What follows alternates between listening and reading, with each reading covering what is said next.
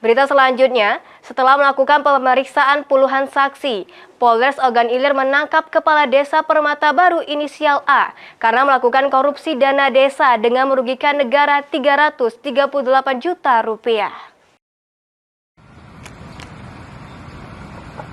Kepala Desa Permata Baru Kabupaten Ogan Ilir, inisial A, ditangkap karena diduga melakukan korupsi dana desa dengan merugikan negara sebesar 338 juta rupiah yang bersumber dari dana desa tahun 2024.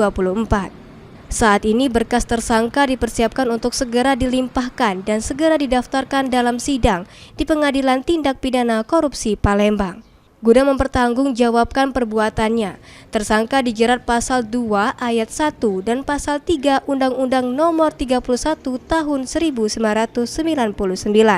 Sebagaimana telah diubah dengan Undang-Undang Nomor 20 Tahun 2001 tentang pemberantasan korupsi. Kami belum menyelesaikan ya dalam proses penyidikan dan memang sudah tahap penyidikan, tinggal kita tunggu P21 dari Kejaksaan. Tersangkanya juga sudah diamankan. Ini salah satu kades yang ada di wilayah Ogan Ilir.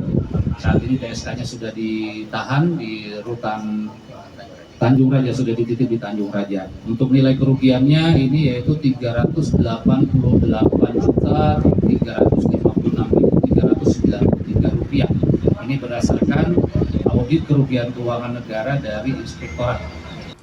Ahmad Romawi, PAL TV.